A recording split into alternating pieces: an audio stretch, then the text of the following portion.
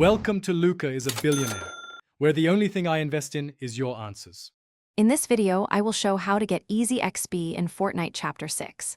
Start by picking a clear goal for each match and concentrate on challenges that reward XP directly. Rotate between survival, objective, and elimination tasks so you always make progress even when you lose.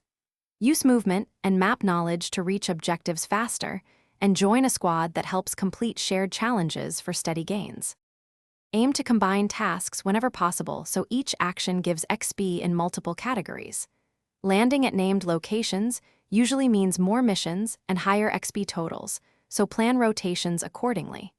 Use quick fights near objectives to earn elimination XP without sacrificing mission progress, and always collect event items or weekly spawns you find on the way. This layered approach turns every minute into meaningful XP. Stack every passive advantage you can find to multiply your XP gain over time. Activate any XP boost items or battle pass multipliers before playing a session to maximize returns on each match. Queue with friends to unlock shared squad challenges and finish cooperative tasks faster, and pick modes that concentrate objectives so you spend less time traveling.